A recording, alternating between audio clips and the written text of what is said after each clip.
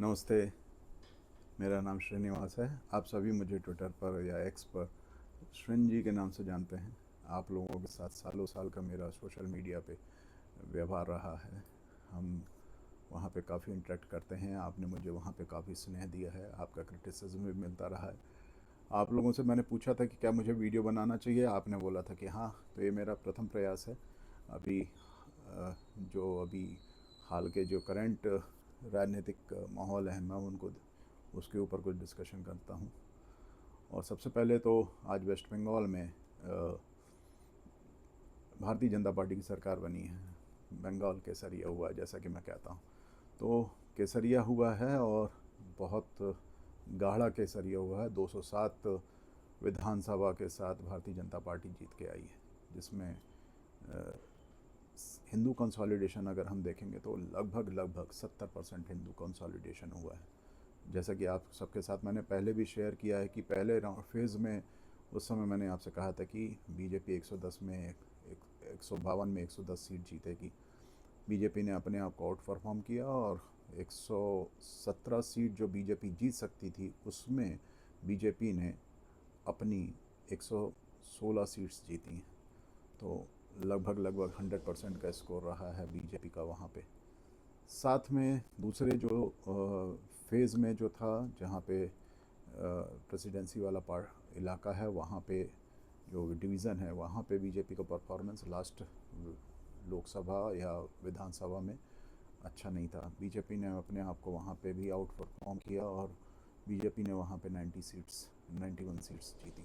सो कुल मिला के बीजेपी का परफॉर्मेंस बहुत ही अच्छा था। बीजेपी के नए मुख्यमंत्री श्री शुभेंदु अधिकारी जी को बहुत बहुत बधाई।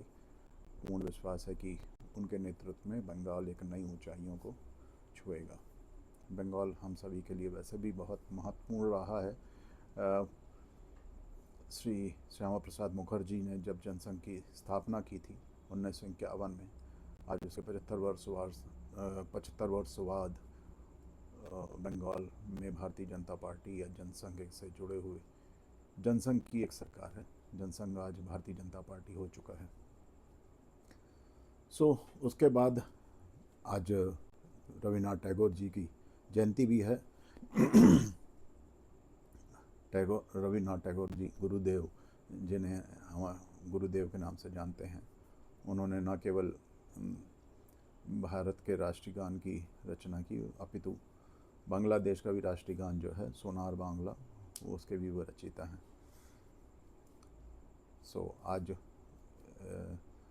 इतनी महान विभूति के जन्म दिवस के अवसर पर हम बंगाल में अपनी सरकार बनाने, हम मीन्स की भारतीय जनता पार्टी ने अपनी सरकार बनाई है और करोड़ों करोड़ कार्यकर्ता है इस बात को लेके बहुत प्रसन्न हैं। सभी राष्ट्रवादी हिंदू, सभी सनातनी इस बात को लेके बहुत प्रसन्न भी होंगे। दूसरी बात कि बीजेपी ने इस चुनाव के संपन्न होने के जस्ट बाद एक ट्वीट किया कि 84 सीट्स में जो रिज़र्व सीट्स हैं SC STs के लिए, उसमें भारतीय जनता पार्टी का प्रदर्शन 67-70 था। और उस बात को लेके कई लोग नाराज़ थे। होने भी चाहिए। उन्हें लगा कि एक हिंदू कंसोलिडेशन होकर, एक हिंदू कंसोलिडेट होकर वोट किया है।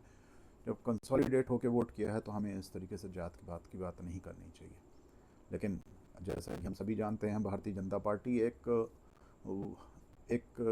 कंटिन्यूस प्रोसेस में रहती है, अपने नए लक्ष्य की तरफ चल दी है। और नया लक्ष्य कोई छोटा राज्य नहीं, वो उत्तर प्रदेश है। तो जो मेरा जो एक मानना है कि यह जो ट्वीट किया गया है उत्तर प्रदेश को लक्ष्य में रखते हुए किया गया है, क्योंकि हमारी जिसकी लड़ाई है, जिससे लड़ाई हमारी मीन्स भारतीय जनता पार्टी की या हम सभी सनातनियों का, हमें पता है कि वहाँ पे वो उत्तर प्रदेश सभी सनातनियों के लिए कितना प्रमुख स्थल है। तो जो ये लड़ाई है वो हमारी वहाँ पे एक ऐसे लोगों से है जो सारे जात पात को लेके ही हथियार बना के लड़ते आए हैं। तो जैसा देश वैसा वेश, सभी हम इस तरीके से परिस्थिति काल समय के हिसाब से भारतीय जनता पार्टी निर्णय लेती है और उत्तर प्रदेश अगला लक्ष्य है। तो उसके हिसाब से उन्होंने ट्वीट किया है कि वहाँ पे जितनी रिज़र्व सीट्स थी, जो दलितों की, आदिवासियों की सीट्स हैं, उसमें भारतीय जनता पार्टी का प्रदर्शन अभूतपूर्व रहा है। आप उन्हें राजनीतिक रूप से उन्हें ट्वीट करने दें। मैं मानता हूँ कि कई बार ऐसी ट्वीट्स होते हैं जो हमें लगता है कि सही नहीं है, बट एक ये पूरी तरीके से एक पॉलिटिकल ट्वीट है और ये मेरा पहला प्रयास है। तो मुझे पूर्ण विश्वास है कि आप सभी का सहयोग मिलेगा। आप लोग मेरे इसमें जो गलतियां हैं वो मुझे बताएंगे और आगे भी मैं प्रयास करूंगा कि इस तरीके के वीडियोस अगर ला सका तो ज़रूर मैं आप लोगों के साथ शेयर करूंगा। Thank you so much. जय श्री राम।